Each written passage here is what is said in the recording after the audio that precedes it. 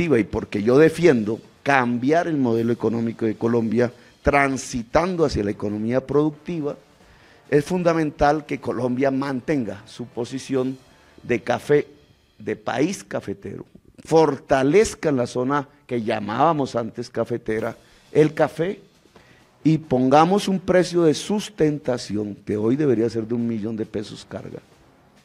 Pero la financiación de ese precio de sustentación debe ser la regalía petrolera, precisamente para que podamos construir en concreto la transición hacia la economía agraria e industrial. Bueno, para referirme al tema del café, yo presenté un documento de política pública. Me he comprometido a que en los próximos 4 años podamos renovar 400.000 hectáreas cafeteras. Creo también en las coberturas para mitigar el precio a nivel internacional. Hemos venido analizando la propuesta del Fondo de Estabilización de Precios, pero no podía dejar de referirme a los temas de la red terciaria, de la competitividad en el campo. Me he comprometido en Colombia a avanzar 20 kilómetros en cada municipio de este país. Para el eje cafetero serán 232. Cenicafé requiere de mayor apoyo. Pero usted preguntó, Nicolás, que nos refiriéramos a muchos otros temas que bien valdría la pena mencionar, así fuera tangencialmente. El eje cafetero tiene un gran potencial en materia turística. De hecho, la UNESCO le reconoció el carácter de patrimonio de la humanidad al paisaje cafetero.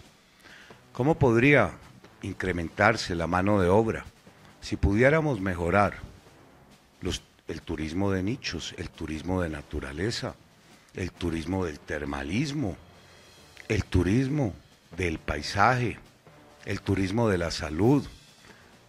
También forzoso es hablar de la industria aquí en Manizales y también… Pero doctor Vargas, permítame, concentrémonos en el café y luego hablamos de los otros temas. Bueno, por supuesto, yo ya señalé, porque no es mucho lo que puede uno agregar, Cenicafé, red terciaria, coberturas en el precio internacional, el Fondo de Estabilización para el Café y el programa Más Audaz para renovar 400.000 hectáreas, 100.000 por año en los próximos 4 años. Doctor Humberto. Bueno, yo quiero hacer énfasis en los temas también de carácter social, porque es que suelen olvidarse. Dijéramos, mi experiencia como miembro que fui del Comité de Cafeteros, que nunca olvidaré, que me hace estar tremendamente comprometido con el gremio. Son 550.000 familias que dependen del café y además una organización sólida, democrática, es una cosa muy importante, es el único gremio donde hay voto directo y así trabaja el gremio y así le responde a los cafeteros. Luego hay un tesoro. Esto exige, por lo tanto, un tratamiento especial en condiciones de crisis como la que estamos viviendo. Yo estoy de acuerdo con la propuesta del Fondo de Sustentación, me parece que ya es una necesidad, y con un agresivo programa de renovación de los cafetales. Se están envejeciendo, se están llenando de plagas. Cenicafé hace una tarea extraordinaria, pero me parece que allí hay que ayudar, entre otras cosas, también por el método indirecto, para que los campesinos puedan renovar y para que los insumos adquieran precios razonables, que hoy tenemos allí un cuello de botella. Pero también están los temas sociales. Los cafeteros están envejeciendo, no hay una generación de recambio de los cafeteros. En segundo lugar, también hay una queja de seguridad social, de pensiones.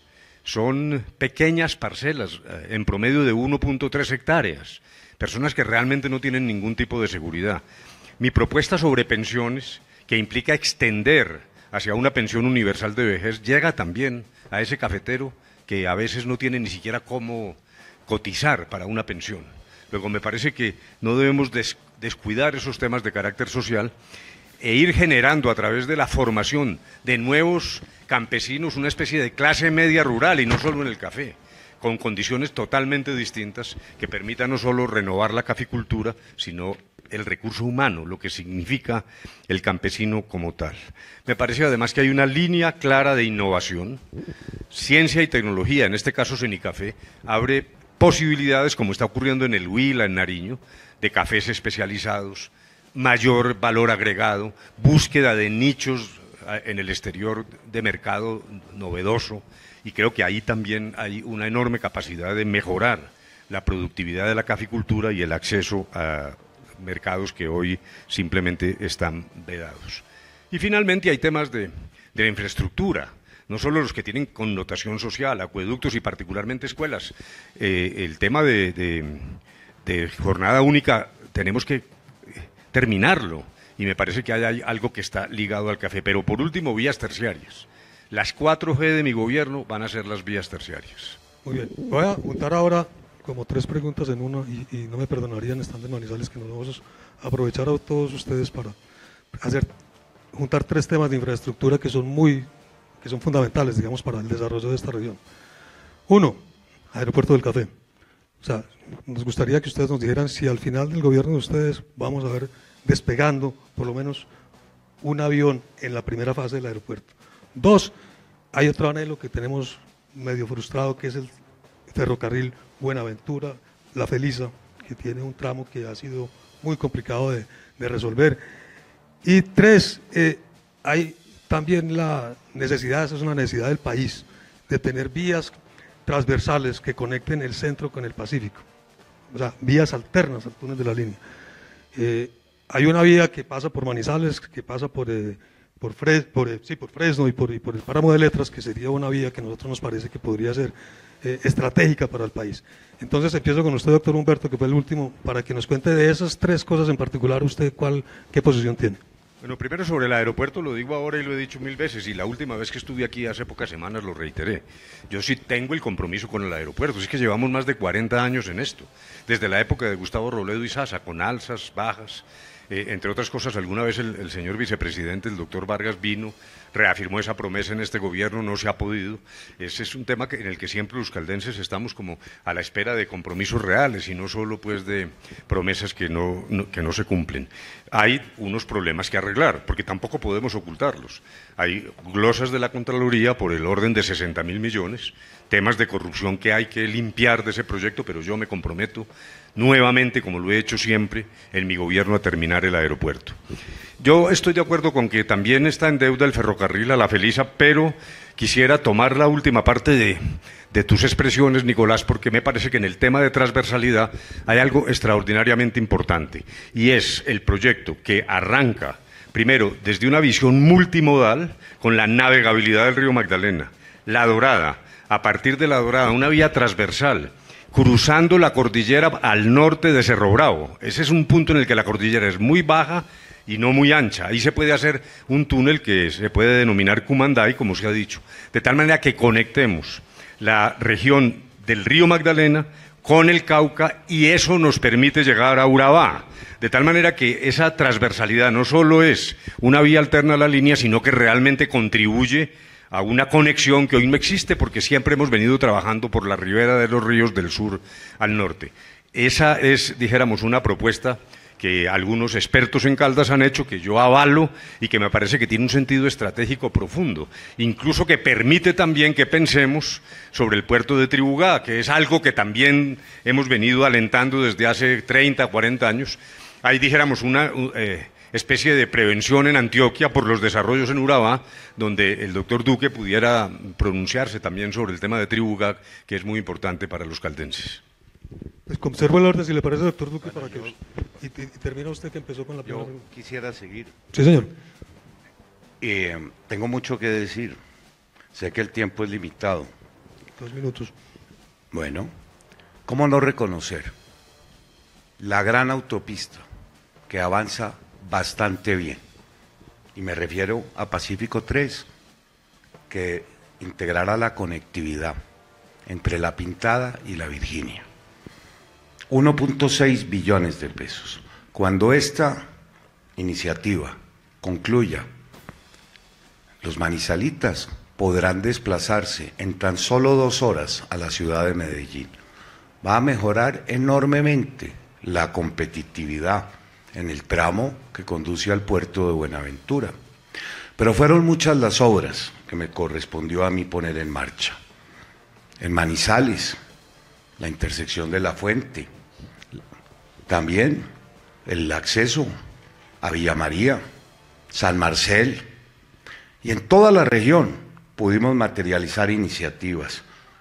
El Paso Nacional en Montenegro, la Tebaida Montenegro, la doble calzada, el aeropuerto del Edén, ir a Quinchía, Virginia Sermanuevo, pero aún hay mucho por hacer. Mire, está firmado el contrato de una autopista 4G, Cambao-Manizales, no ha logrado su cierre financiero, carretera que integraría a todo el norte del Tolima con la ciudad de Manizales. Yo en mi plan de gobierno me propongo construir la transversal de Caldas, esa iniciativa por la que tanto han soñado, que comunicará a Manizales con La Dorada. Ya está el tren que integra La Dorada con Chiriguaná en funcionamiento, pero vendrán algunas obras que no puedo dejar de mencionarle. La Virginia Cerritos en doble calzada. Y como el tiempo se me agota, le daremos... No quiero que se acabe el tiempo en el aeropuerto. Por supuesto que sí, mucho hemos luchado, tenemos 57 aeropuertos en construcción. El próximo gobierno deberá limitarse en materia aeroportuaria a garantizar que se haga el aeropuerto del Café, el aeropuerto de Buenaventura, la ampliación de la pista de Providencia, y que los recursos provenientes de los excedentes de la ANI que se le deben al municipio de Armenia y al municipio de Neiva se materialicen. Termino expresándole algo que tiene que ver mucho con la infraestructura. Vamos a darle continuidad a los ambiciosos programas que en materia de vivienda y agua potable pusimos en marcha. Miles de familias se beneficiaron y mi propósito para el eje cafetero y para todo Colombia es superar en un 100% el déficit habitacional de los colombianos más vulnerables. Gracias, doctor Germán. Gustavo. Yo, con el perdón suyo, no me quiero salir tan rápido del tema del café. Hablamos de un precio de sustentación, pero hay otra serie de temas que me parece que es importante que abordemos y discutamos públicamente. Una tiene que ser con la deuda social del Estado colombiano con quienes produjeron café en el siglo XX, hoy en la tercera edad. No tienen pensión. Ya no lo van a tener por un mecanismo como los fondos privados de pensiones.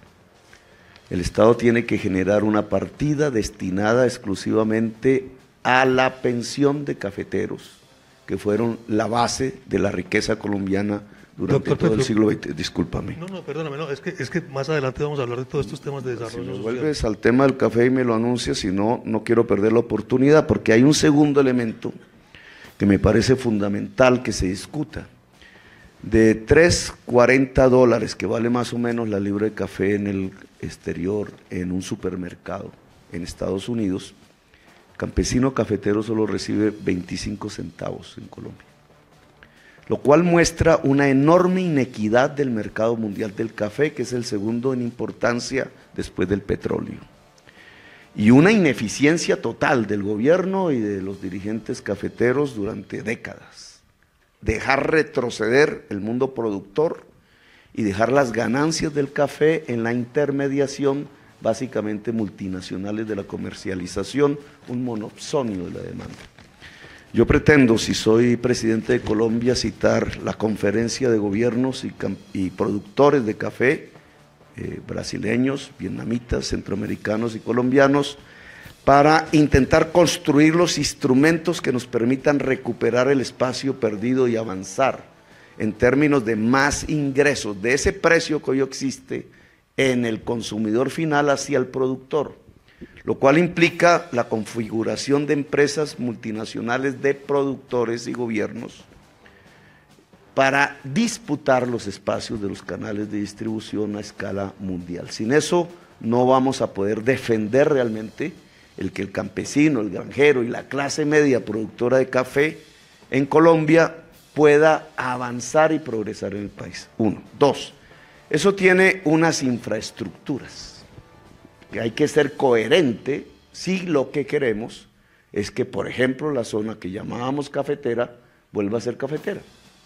Esas infraestructuras están ligadas a 3 elementos básicos, en mi opinión. Las infraestructuras del saber, el conocimiento. Voy a terminar. Sí, yo creo, doctor Petro, la pregunta era concreta. Dígame, ¿aeropuerto del café, sí o no? No, usted me preguntó infraestructuras. Entonces las infraestructuras son las siguientes, en prioridad. Las infraestructuras del saber, la universidad sin barreras para la juventud de la zona cafetera. 2, el ferrocarril, ligado a vías terciarias. Si queremos producir café, no es el aeropuerto la solución. La solución es bajar los costos de transporte del café, que no se logran bajar a partir de tractomulas en las 4G de Vargalleras. Se logra reducir es a partir de lograr que los trenes eléctricos puedan movilizar el café en Colombia. Y eso lo sabían nuestros abuelos. Lo podríamos potenciar en mi gobierno. Si usted ubica la zona cafetera, hay una red férrea nacional para remodernizar en el Valle del Río Cauca y otra en el Valle del Río Magdalena hacia los puertos. Segunda prioridad. Y tercera prioridad, las energías limpias en base al sol, la energía sobre solar. Eso vamos a hablar, doctor. Me has interrumpido 3 veces, sí, señor, con el debido respeto. Con el debido respeto, porque si no, pues entonces nos dices, si no tenemos la oportunidad de exponer nuestras ideas. Entonces, la tercera infraestructura en prioridad son las energías solares que permiten la electrificación de los procedimientos de transformación del café en forma asociativa en la zona cafetera. Aquí, entonces, tienes una respuesta. El aeropuerto no es la prioridad si queremos fortalecer la producción del café. Gracias, doctor Gustavo. Doctor Iván. Muchas gracias, doctor Nicolás. Bueno, yo sí espero responderle la pregunta. Aeropuerto del café, sí, y sí por muchas razones. Entre otras cosas, por el desarrollo futuro turístico y el crecimiento del eje cafetero. Ninguno de los 3 aeropuertos tiene segunda pista. El aeropuerto puede fungir para ser la segunda pista de los otros 3 aeropuertos y además está bien pensado para el futuro de la región. Hay unos recursos que pueden salir además de excedentes del aerocivil, esa es una obra estratégica y se debe hacer. Segundo, aquí se ha tocado, y usted lo planteó, el tema de Tribugá. Tribugá es un puerto con una gran estrategia para la producción de esta región, inclusive para aumentar las exportaciones no tradicionales de la región. Y el gran reto que tiene el desarrollo de Tribugá también va asociado con una vía estratégica, que es la vía Ánimas-Nuquí, que desde hace mucho tiempo la vienen discutiendo los comités gremiales y lo vienen discutiendo muchas líderes de la región. Tiene unas enormes sensibilidades, pero hay que mirar cuál es el mejor trazado para tener esa vía que salga al puerto de Tribugá. Vías alternas, que usted dice para conectar el centro con Buenaventura. Sin duda hay una oportunidad que es ese corredor que va de Cambao en el Tolima hasta Manizales, empata con Mariquita por el páramo de Letras, tiene un enorme valor y tiene un valor estratégico para la región y para no depender solamente de un corredor. Y yo diría que los 3 corredores adicionales que tiene Colombia, que están planteados inclusive por el Huila, pueden ser por la vía que es La Plata-Insato-Toró-Popayán, esa es una, la otra es Isnos-Paletará-Popayán, y la otra que tiene posibilidades es La Plata, Belén, Santa Leticia, Popayán. Son ahí varios corredores que el país tiene que empezar a desarrollar. Y quiero decir una cosa, ya que se ha tocado el tema del café. Claro, el tema del café, al caficultor lo primero que hay que asegurarle es un precio mínimo, ya. No, esto no es retórica, así a 30.000 pies de altura, ya. Y segundo, el Fondo de Estabilización de Precios es una añoranza del sector cafetero. Y déjeme cerrarle con esto. Hay que ir pensando en la forma de darle cobertura pensional a esa población cafetera que está envejeciendo, y lo que nosotros tenemos que buscar es que el principio de los beneficios económicos periódicos para el caficultor se asegure y el programa del adulto mayor se asegure. Hay que llevar el programa del adulto mayor a que tenga un monto en los próximos 4 años por encima de la línea de pobreza y que adicionalmente haga el pago del subsidio, no cada 2 meses, sino mensual. Eso nos ayuda también a eliminar la indigencia, donde está mayor concentración de pobreza, y adicionalmente darle mayor cobertura futura al caficultor que no ha cumplido las 1.300 semanas. Gracias, doctor Iván. Va a cambiar un poco el tema. Tengámonos un poco para mantener digamos, la dinámica que traemos. Vamos a hablar de educación. Las universidades públicas tienen un déficit que ha sido constante a través del tiempo. Quiero que me cuenten cuál es su propuesta para solucionar ese problema, y ahí les cuño otra para aprovechar, y es si el programa de Ser Pilo Paga va a tener continuidad en el eventual gobierno de ustedes. Empiezo con el doctor Germán. Bueno, espero no me limite el tiempo, porque les va a pedir el favor a todos, para los demás candidatos. Y yo quiero pero no empiece ahora conmigo. No, mantener la flexibilidad. Bueno, que ustedes hace 2 meses, precisamente, vine aquí, a la ciudad de Manizales. La escogí para lanzar mi documento de política pública sobre el sector de la educación. Qué gran esfuerzo el que han hecho aquí en Manizales y en Caldas por convertirse en un piloto para la educación en Colombia. Tienen ya 11 centros universitarios, 30.000 muchachos cursando estudios secundarios.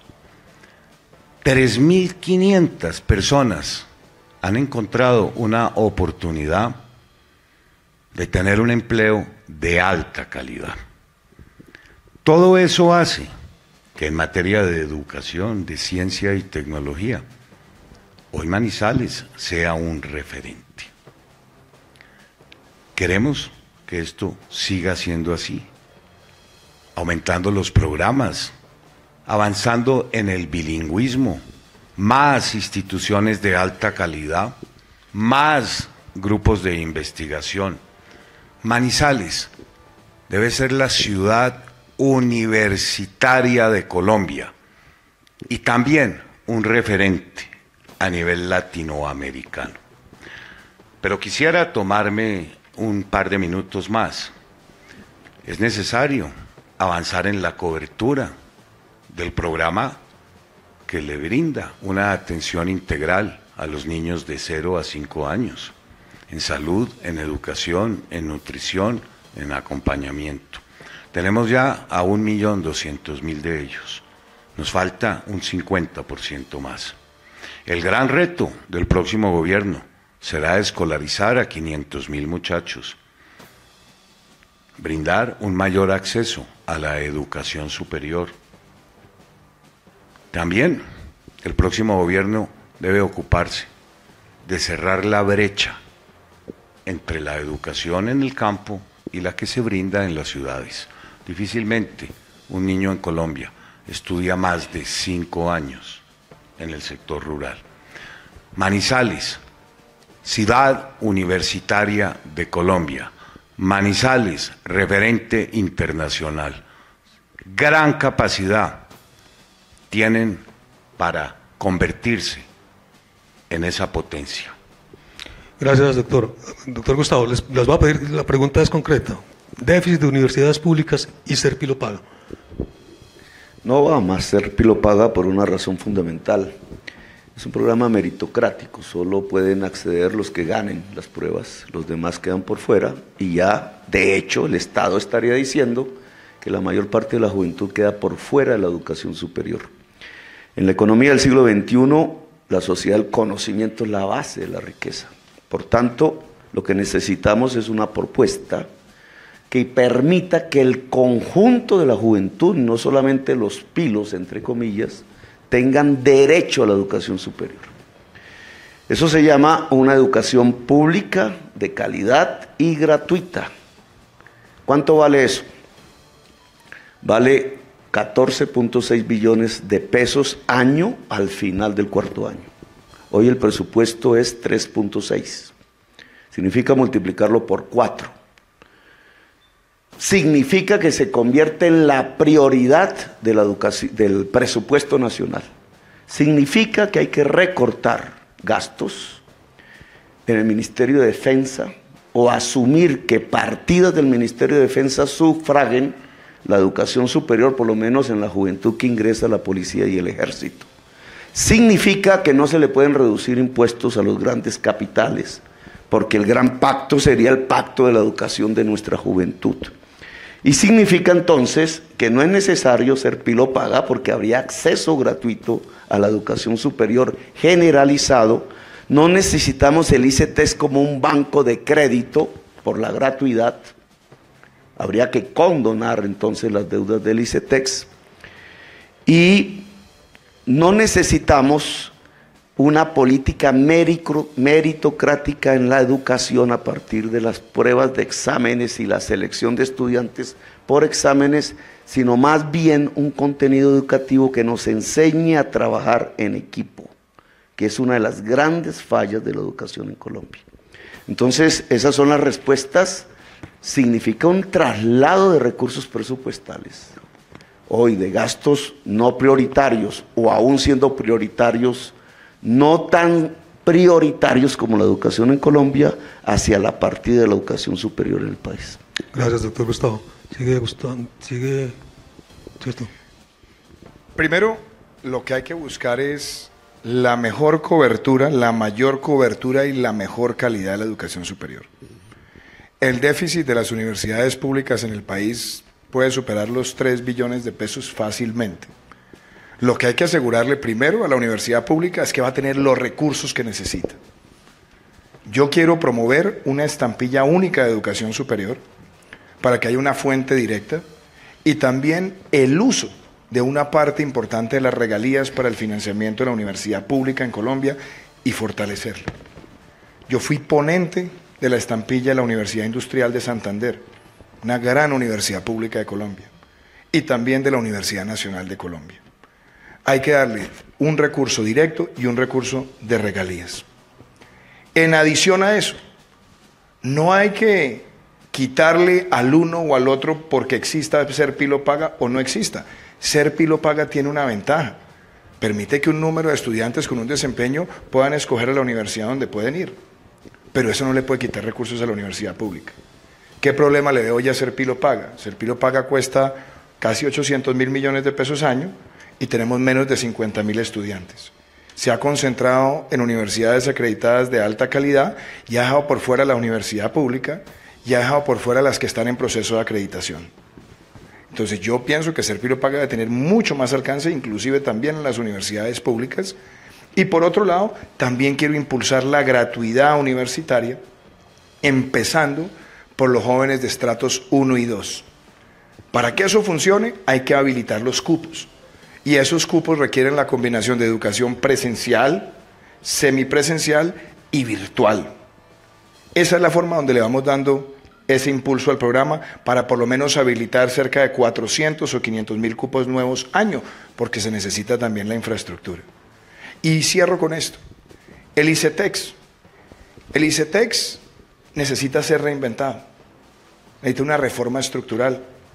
Hace pocos días se aprobó una ley en el Senado, de la cual fui ponente de un proyecto de iniciativa del gobierno, porque cuando hay cosas que le sirven al país, uno tiene que acompañarlas independientemente de dónde vengan.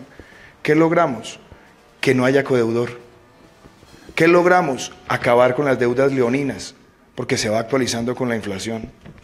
Y tercero, no se le cobra al estudiante a partir del momento de terminar los estudios, sino que se hace un perfil de pagos muy cómodos en el tiempo que se van descontando también de la nómina cuando empieza a trabajar. La combinación de todos estos instrumentos es lo que necesita el sistema educativo. Y yo digo, es sorprendente que hay muchos que hablan de todo gratis, pero quieren acabar todas las fuentes de ingreso de la nación. Aquí lo que queremos es garantizarle a todos los estudiantes, sobre todo a quienes más lo necesitan, que van a tener una educación de calidad, gratuita y sostenible. Doctor Humberto. Bueno, la pregunta es concretísima, pero me parece que es que quedaron como dos asuntos, como dos cuerdas flojas. En primer lugar, el doctor Vargas, yo le recordé, pero quiero ser más preciso, que en febrero del 2017, siendo vicepresidente, Vilma Manizales dijo, listo, yo me comprometo con el aeropuerto antes de terminar el gobierno. y le endilgó la culpa al Ministerio de Hacienda porque dijo que no había dispuesto los fondos. Resulta que el Ministerio de Hacienda le dio unas declaraciones a La Patria, señor director, donde dijo que no había ninguna solicitud allá de dinero para Aerocafé, y me parece que eso no ha sido respondido. Y al doctor Petro yo sí quisiera decirle que estoy de acuerdo con que el transporte carretero tiene todas las desventajas que él dice, pero el aeropuerto del café no tiene nada que ver con el café fuera del nombre. Es que las posibilidades y potencialidades del aeropuerto del café se refieren desde el mismo transporte de pasajeros. Hay que vivir aquí para saber uno todo un día o 2 días en la nubia esperando a salir de aquí. Y luego la potencialidad que desata el aeropuerto en términos de floricultura, de frutas, de otro tipo de transporte, porque el café no se transporta en avión. Luego realmente a mí me parece que ese no es el argumento contra el aeropuerto. Bueno, en concreto, primero, énfasis en la universidad pública. Yo estudié en la Universidad de Caldas, universidad pública, estudié además con una beca del gobierno. Luego, realmente lo que más me impresionaba de la universidad pública era la capacidad de concentrarnos como sociedad. Éramos amigos todos de todos. Eso se ha perdido. El sistema educativo está fragmentando a los colombianos. Y me parece que hay que recuperar ese punto de encuentro, no para suprimir la educación privada, no, yo no estoy diciendo eso. Pero sí estoy diciendo que desde la Ley 30, con el sistema de presupuestación en la universidad pública, se está marchitando. Porque cuando a uno le dan la inflación, lo que le están dando es simplemente a filo de agua y realmente no está progresando. Yo estuve en la Universidad Nacional, por cierto, bastante bien recibido allá, y vi con mis ojos cómo se están cayendo los edificios. Esto no es una metáfora. Luego, realmente se está marchitando la universidad pública. Estoy de acuerdo en que la prestación del servicio de educación superior debe ser universal y gratuito, y me convenció la gratuidad, entre otras cosas, mi fórmula vicepresidencial, por una razón, porque si la educación es un derecho, no hay lugar a discriminar ni hacia abajo ni hacia arriba. Luego dijéramos que la fórmula del doctor Iván, bien orientada, pero me parece que es muy limitada. Solo los estratos 1 y 2, cuando en la medida en que se trate de un derecho, y además es posible hacerlo, porque la potencialidad de nuevas tecnologías, de la educación a distancia. Yo he sido alumno de la educación a distancia y sé que esa no es la de hace 30 años, es la que tiene enorme capacidad de llegar a los confines de Colombia. Luego, primero, universidad pública, y esa es, dijéramos, la forma de responder la primera pregunta. Segundo, yo le veo una ventaja a ser pilopaga, que no puede ser la política de educación superior en Colombia. Yo no estoy insinuando eso en absoluto, pero justamente camina en esa dirección de reintegración de la sociedad. Es que tenemos que encontrarnos como colombianos en algún momento. Y por eso quiero reiterar que hay una fragmentación, una enorme insolidaridad de los colombianos. Cuando discutíamos el acuerdo de paz, lo que yo veía era una enorme indiferencia de personas que no les importa lo que pasa en el Guaviare ni en los confines de Colombia. De tal manera que la universidad para todos, gratuita, utilizando las nuevas tecnologías, es realmente un propósito fundamental. Manizales, en 30 segundos le termino. Dijéramos, lo que es claro es que en materia de educación superior aquí tenemos una situación superior al resto del país. Está calificada como el primer centro universitario de Colombia, por encima de Bogotá, etcétera, por la calidad de vida, el costo de la vida en Manizales, tranquilidad. Se miden distintos factores y eso es cierto. Pero eso implica dar un paso más adelante. Hay que integrar ese nodo universitario que tenemos aquí, que es excelente, con los esquemas de producción. Me parece que hay que hacer una especie de Silicon Valley, lo que pasa en Cambridge, que es la manera como la universidad se integra con el sistema productivo, además en una mirada regional.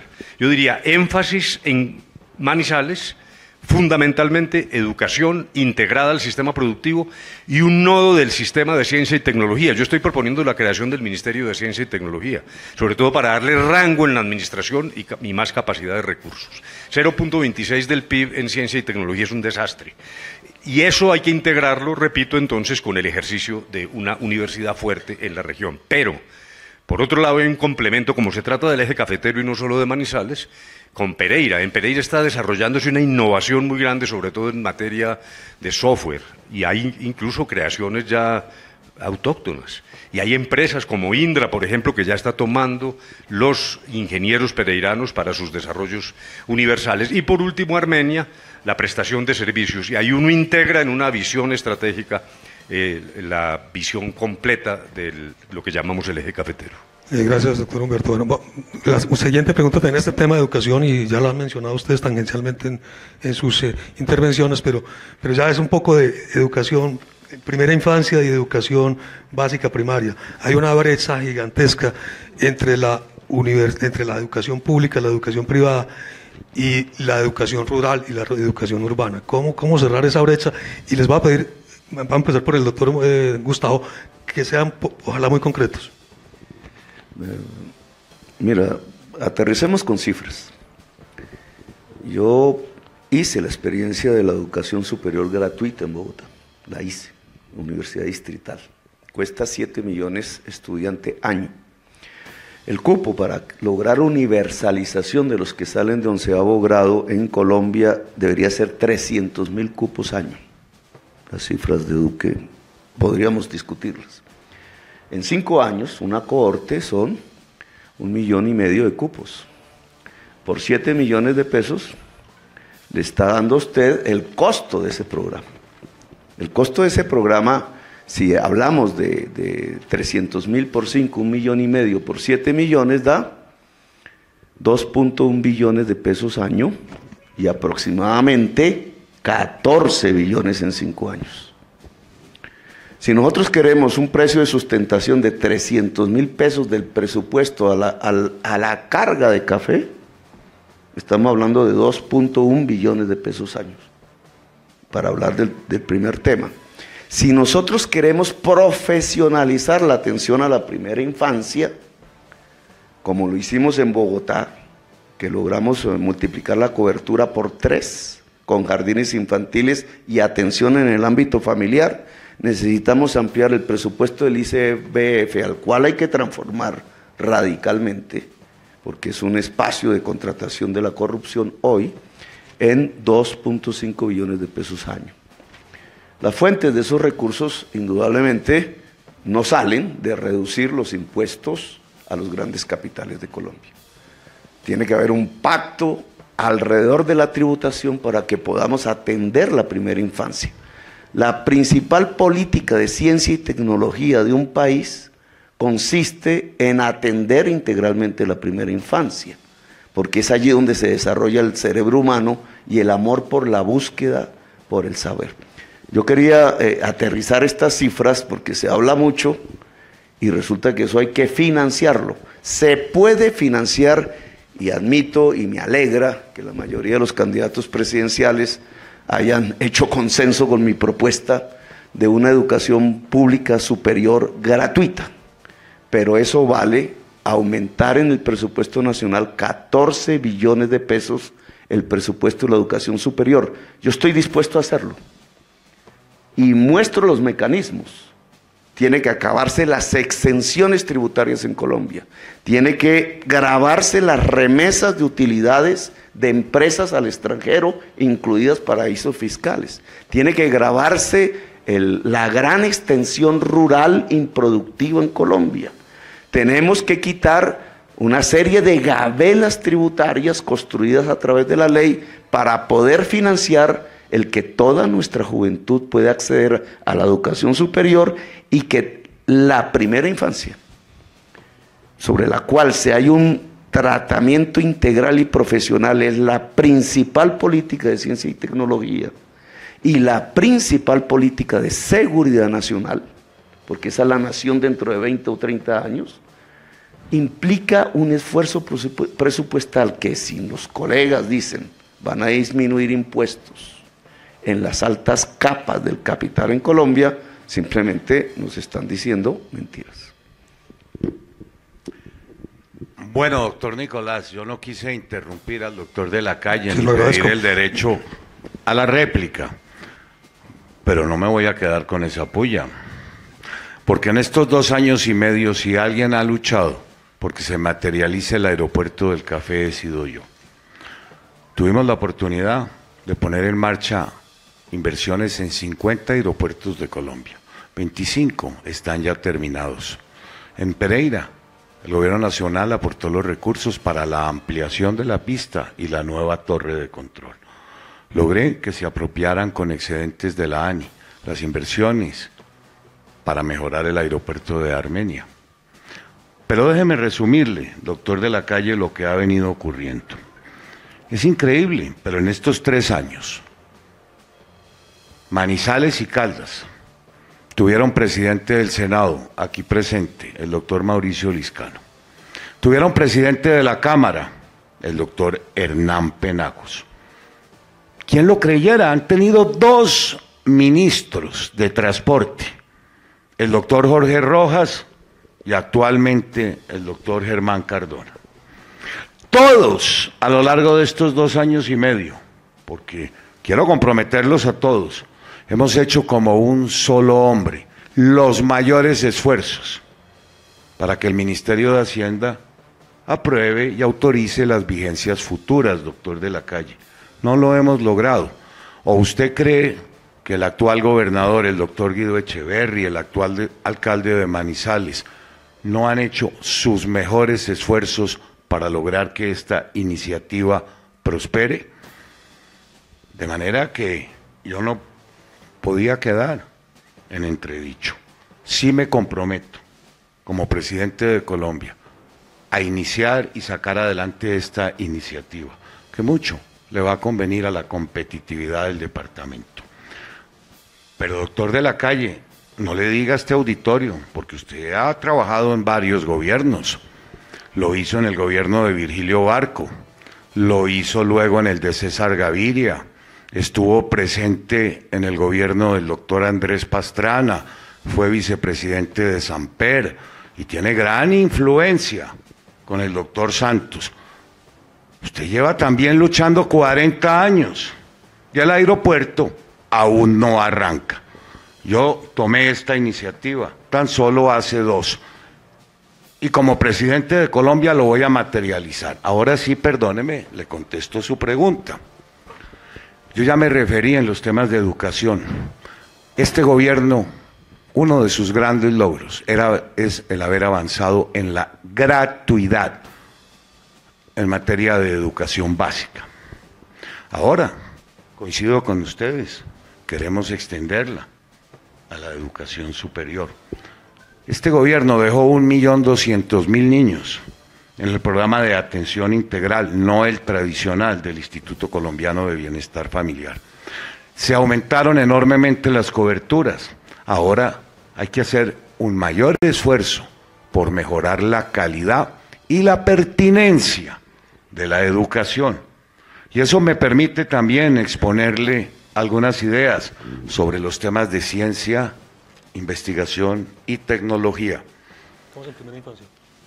¿Estamos en primera infancia? Sí. Bueno, entonces quedemos en que ya tenemos 1.200.000 niños, acción del presente gobierno, y vamos por 1.300.000 más de niños vulnerables que carecen de esa atención. Gracias.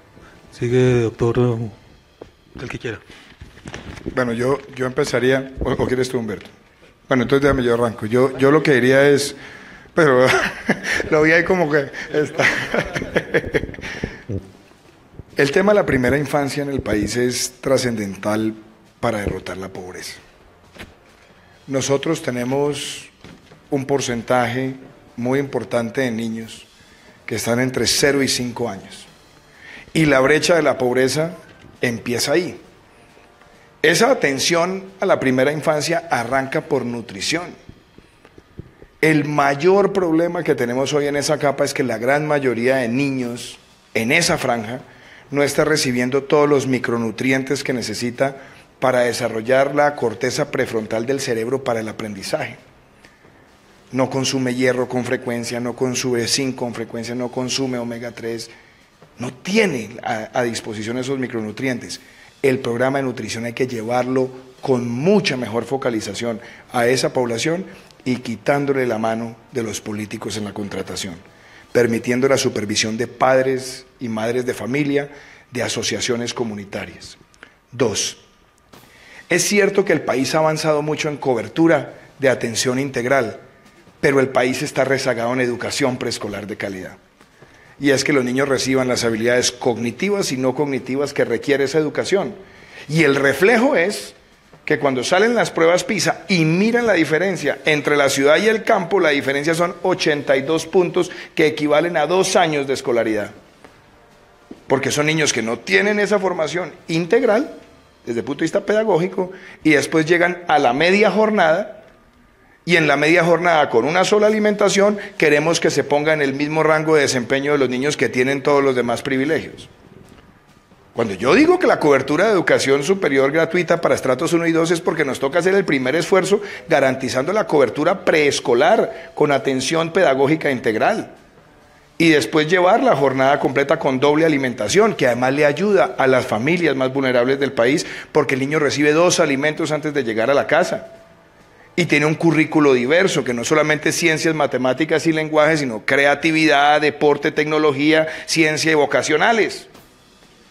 Y ese esfuerzo hay que hacerlo y hay que construir 17.000 aulas en los próximos 4 años, que deben tener una fuente directa, que debe ser ese $1.5 billones por año en los próximos 4 años para asegurar esos 17.000 aulas.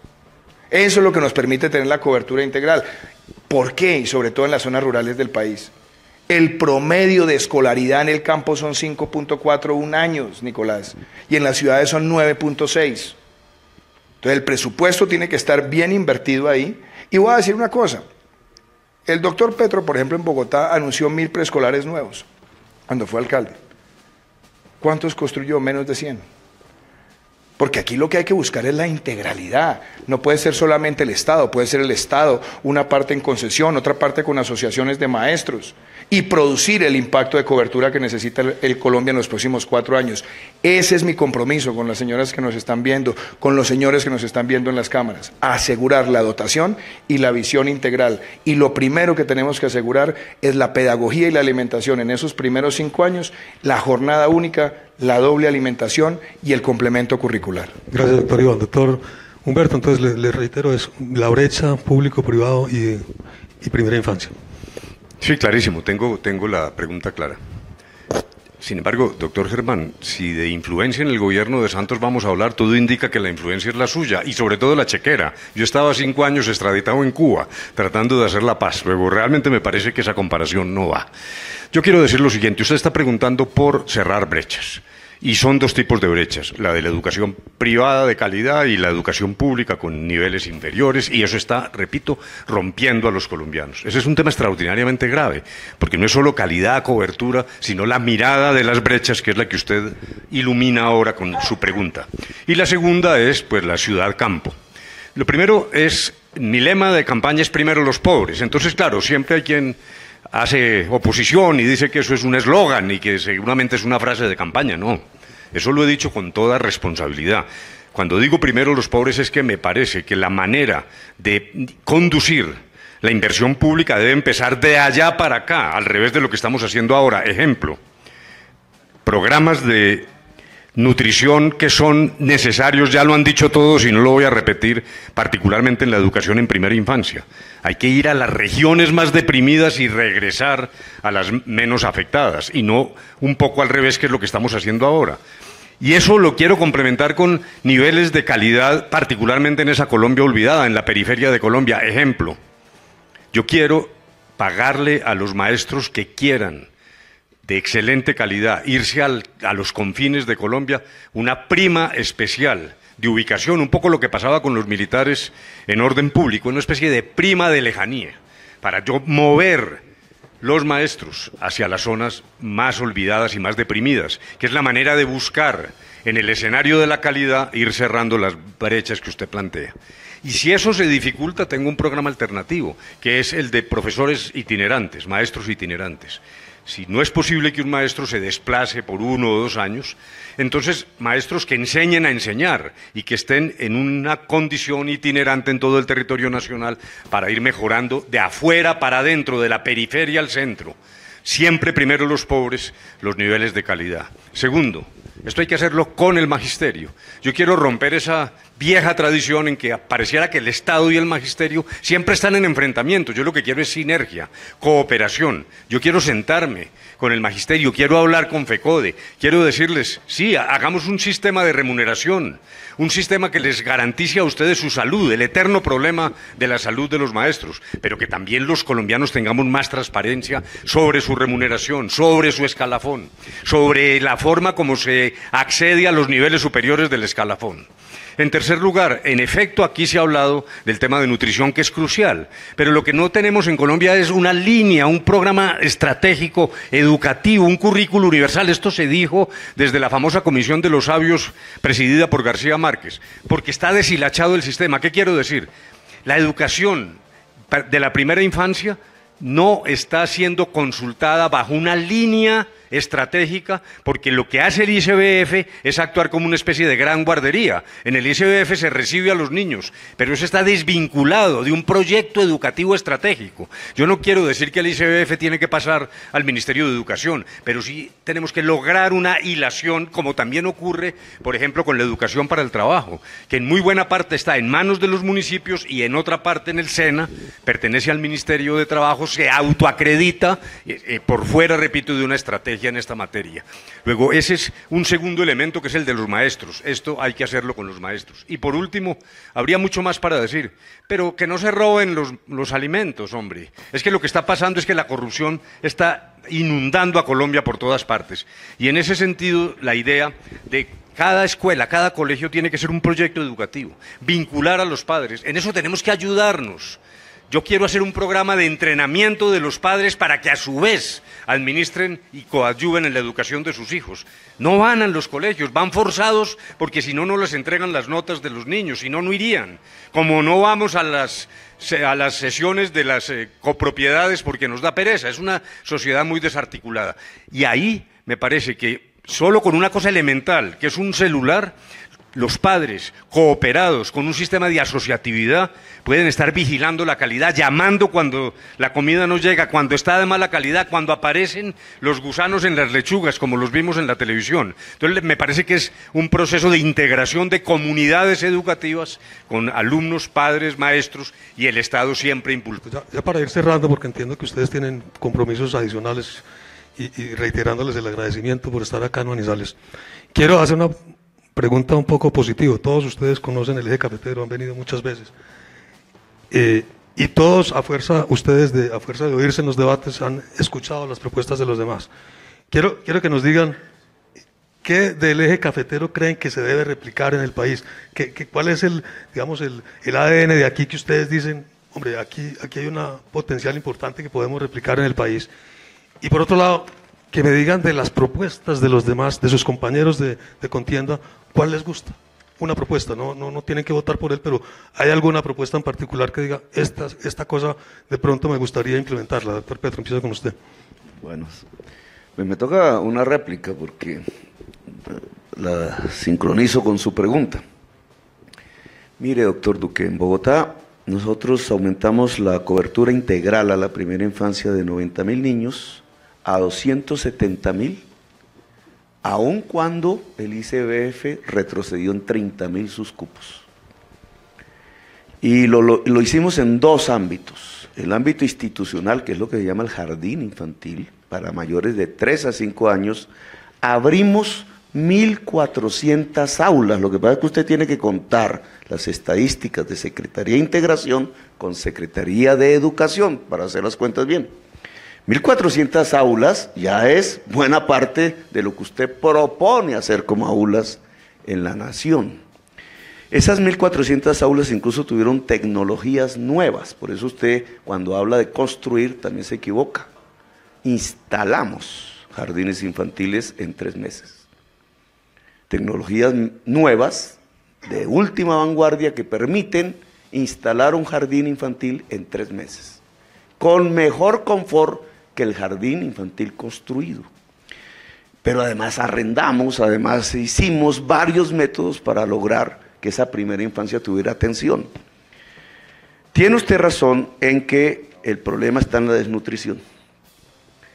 Y para ponerlo en términos más sencillos, el niño desnutrido entre 0 y 5 años se come el cerebro para sobrevivir y pierde permanentemente su capacidad de no haber sido desnutrido para pensar, para racionar. El 17% de los niños en Colombia están desnutridos. Nosotros llegamos en Bogotá a una cifra que a mí me enorgulleció. En Bogotá no muere ni un niño de hambre, pero aún falta por hacer. En La Guajira fue al contrario. ¿Por qué en otras regiones es al contrario?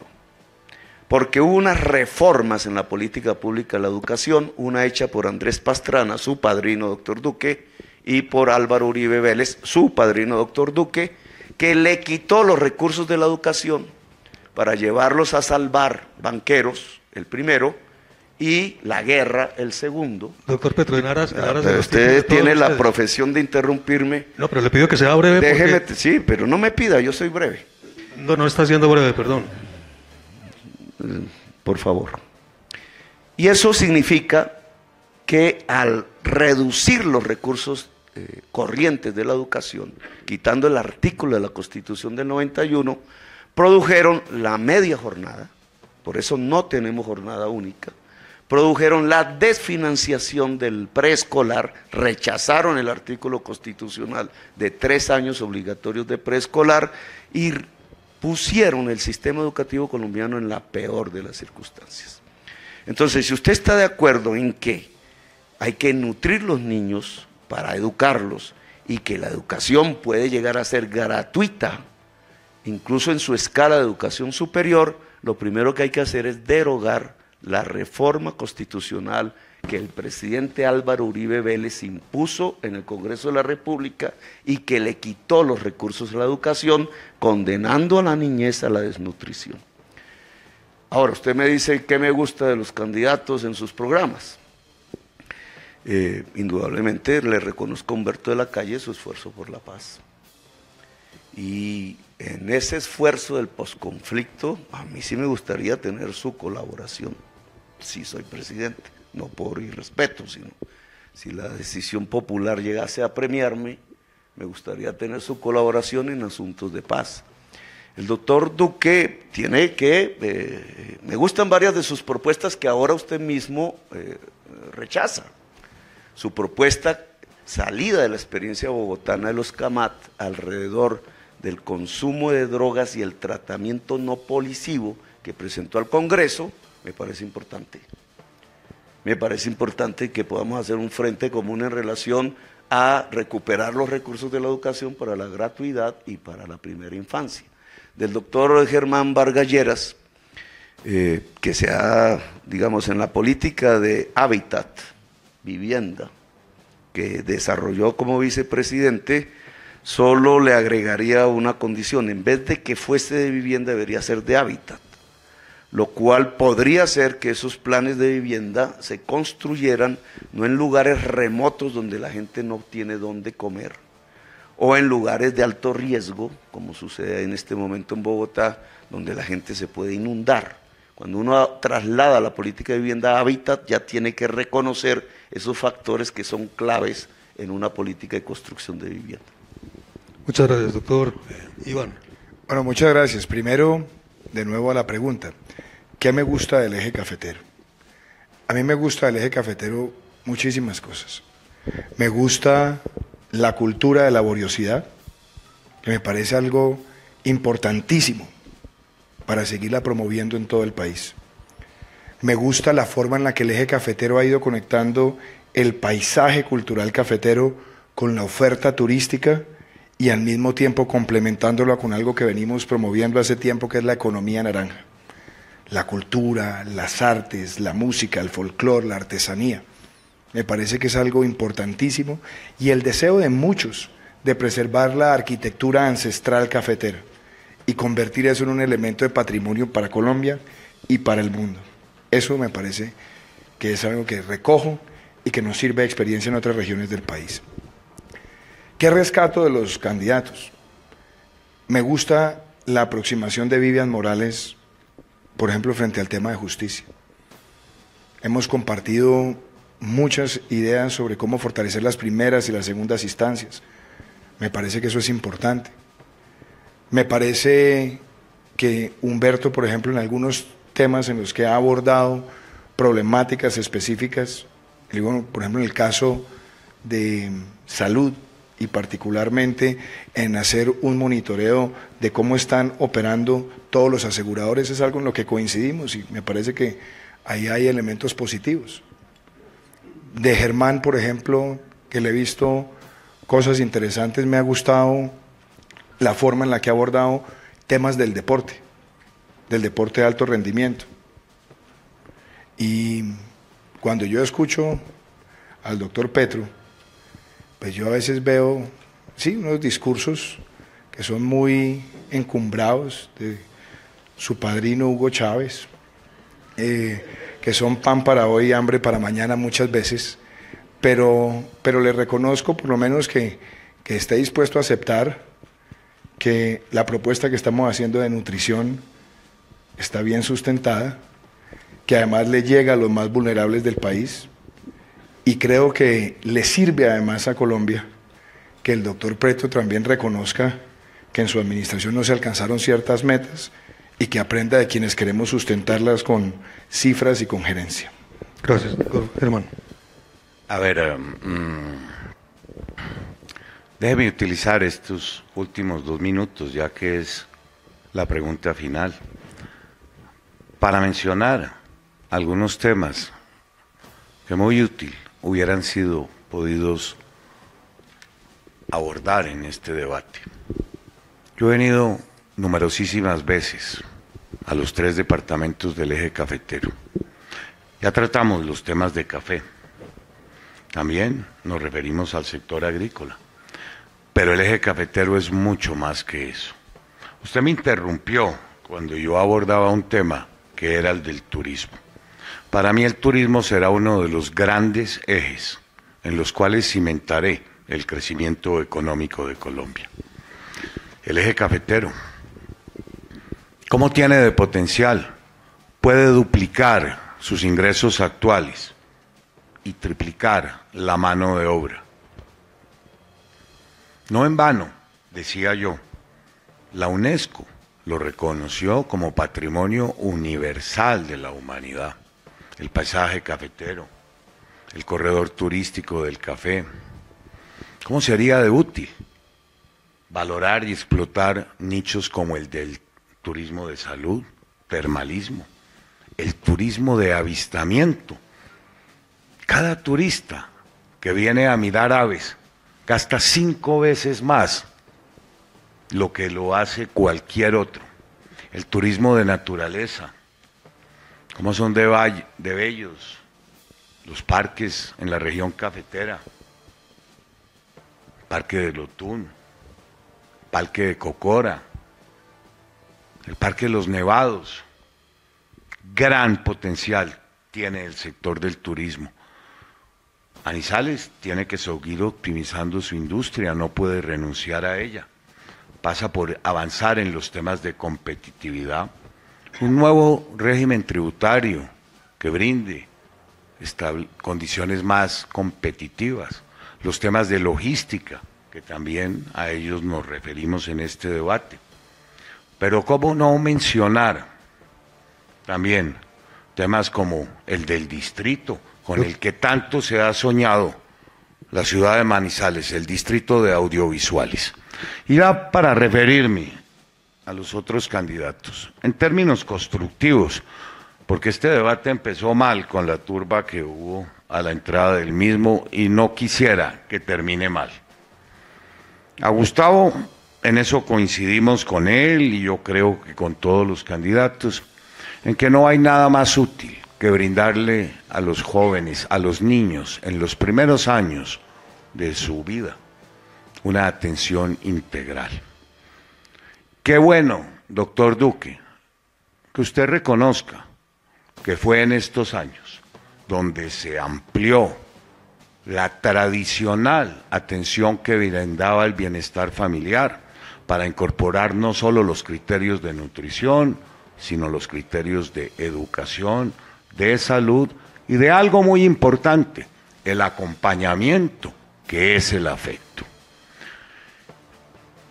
Y qué bueno, doctor de la Calle, que coincidamos en la conveniencia de que Manizales, Caldas, necesita el aeropuerto del café.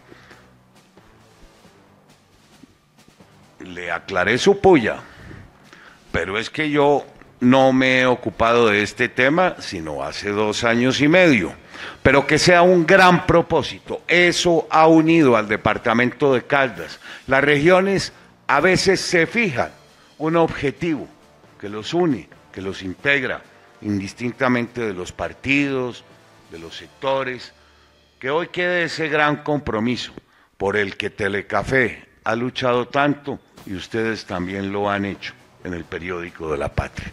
Mil gracias a todos. Menos mal que este debate termina en unas condiciones bastante civilizadas. Buenas noches a todos. Doctor Humberto, su turno. No, falta el doctor Humberto. La pregunta primera es ¿qué del eje cafetero uno debería llevar hacia otras latitudes? Y yo diría, primero, la capacidad que ha tenido Manizales como centro universitario de articularse. Incluso esto viene de antes. Hubo un tiempo que había una fundación que se llamaba FICDUCAL, de todas las universidades, y que es el germen de lo que se está haciendo ahora en términos de integración interuniversitaria, pero que yo quiero dar el paso adelante de vincularlo también a esa especie de Silicon Valley que yo propongo para el eje cafetero. Y me parece que ese es uno de aquellos aspectos que debería replicarse en el resto de Colombia. Y el segundo, naturalmente, es su gente. Bueno, no lo debería decir yo, que soy quien tiene aquí raíces, quien realmente tiene toda clase de amigos, deudas de agradecimiento, recuerdos, nostalgias, mi universidad, todo lo que ha significado para mí Manizales y lo que yo sé de la solidaridad de los manizaleños, de la capacidad de organizarse, del deseo de cumplir la ley. Yo creo que aquí hay realmente un tesoro y ese es el tesoro que deberíamos llevar, repito, hacia afuera y lo deberíamos llevar comprendiendo lo que significa ser caldense y ser manizaleño.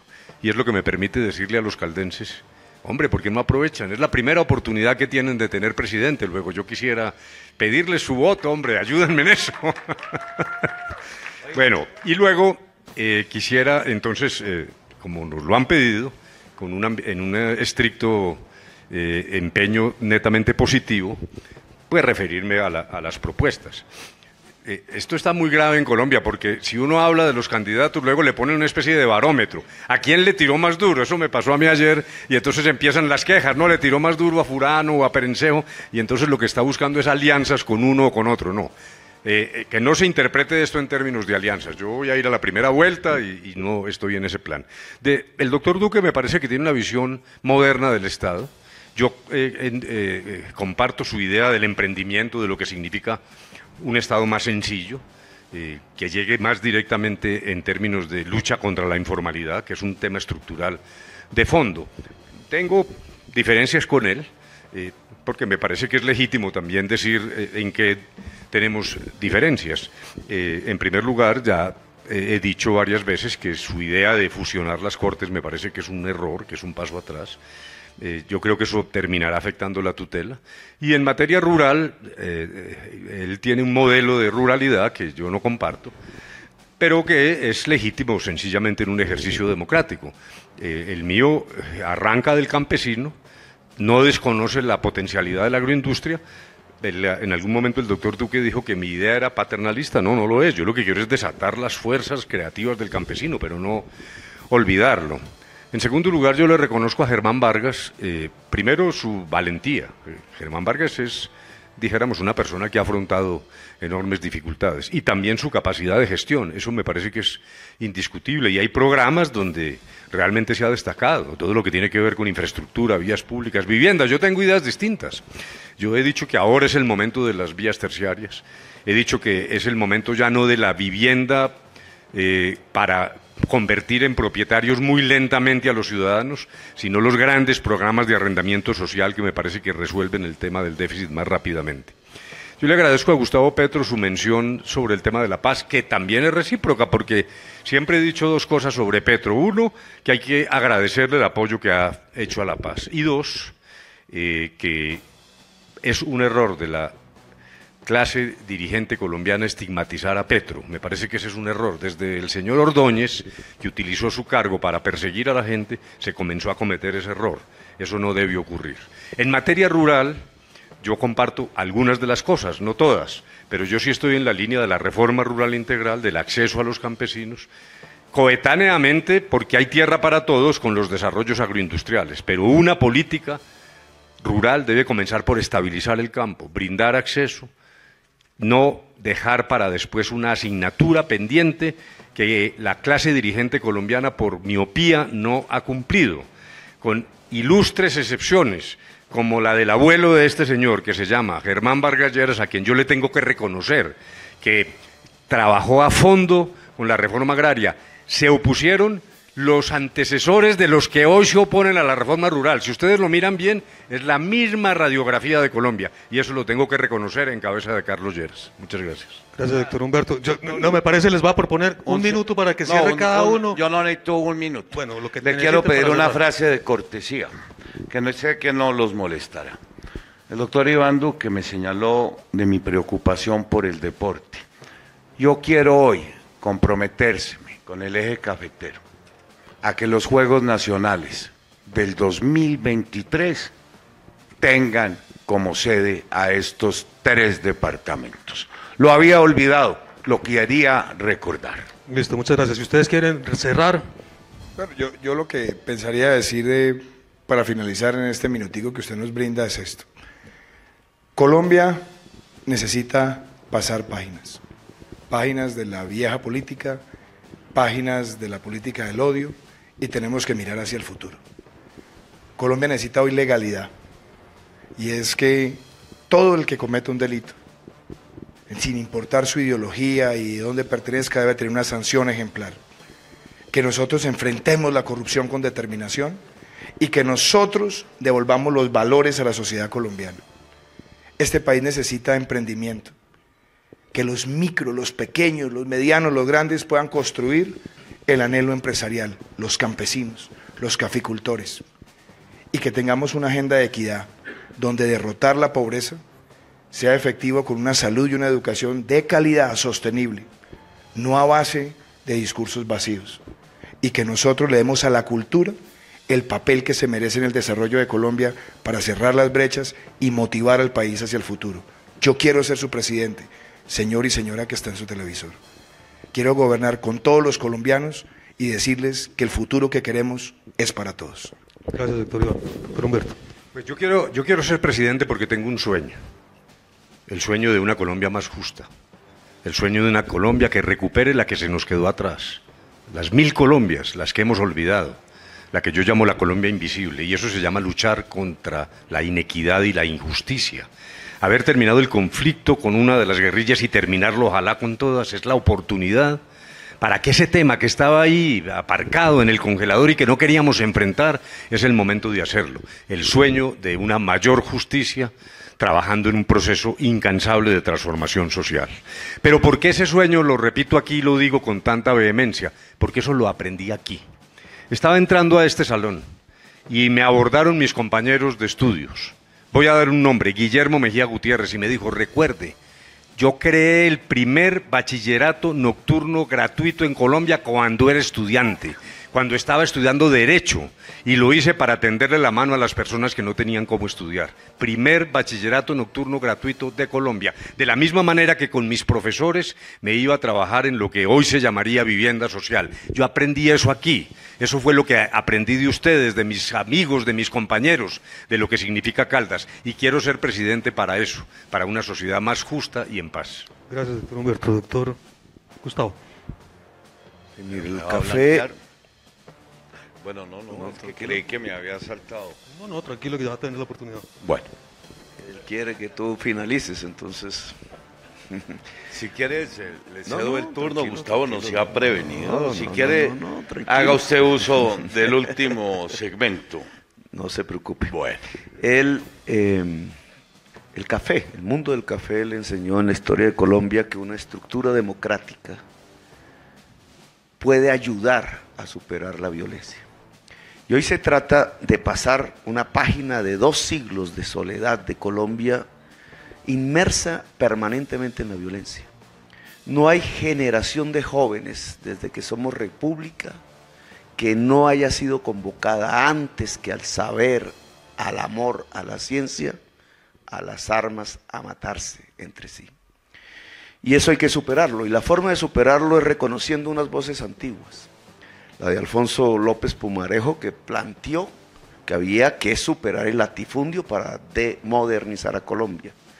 La de Gaitán, que dijo que la paz es justicia social. Si queremos que se abra el horizonte de una era de paz en Colombia a partir del próximo gobierno de manera definitiva, tenemos que dejar de ser la tercera sociedad más desigual del mundo. El café nos enseña cómo. Tenemos que construir justicia social. Y esa justicia social, es decir, la disminución de las desigualdades, no pasa por expropiar los ricos, como dicen las cadenas de odio. Pasa por enriquecer los pobres, los que menos condiciones económicas tienen.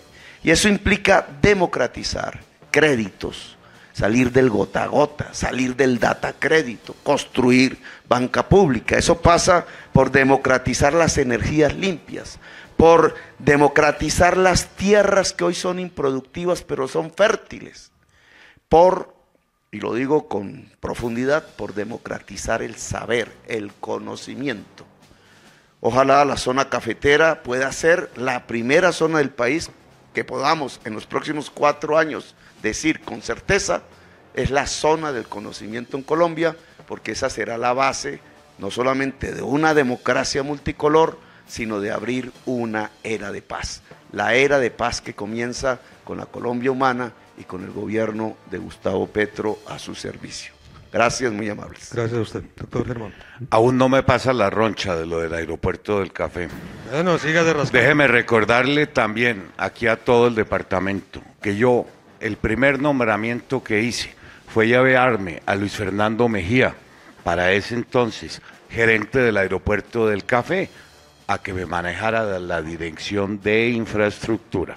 Pero bueno, ya cerremos este segmento. Mi modelo para el desarrollo del país se enfoca en los problemas que más interesan a los colombianos.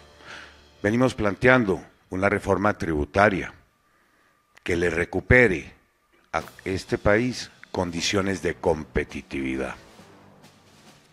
Esa reforma tendrá como pilar fundamental para lograr un mayor crecimiento al sector agroindustrial, al sector del turismo, al sector de la vivienda, donde nos proponemos superar en un 100% el déficit habitacional de Colombia, de las personas más vulnerables.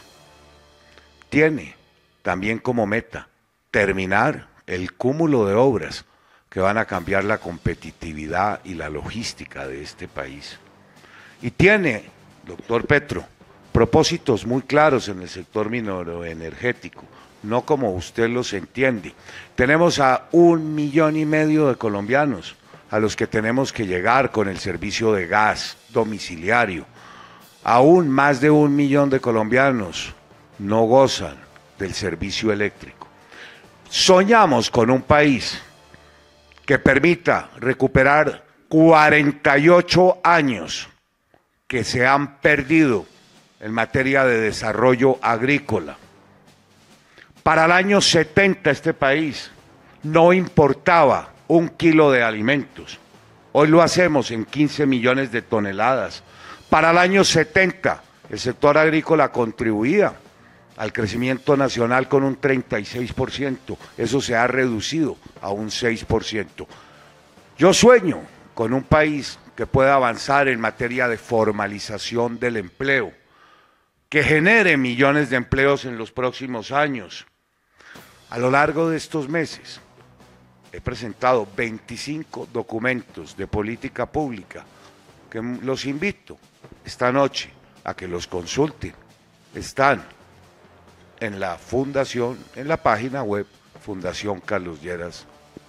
Los invito a que los miren, nos hagan sus aportes, sus comentarios, también sus críticas. Mil gracias por esta Muchas oportunidad. gracias, reitero las gracias a todos ustedes y a las personas que hoy asistieron al teatro, pues nuestras disculpas por el cambio de formato, pero yo creo que nos salió mucho mejor así y pudieron ustedes de manera tranquila exponer sus ideas. Muchas gracias.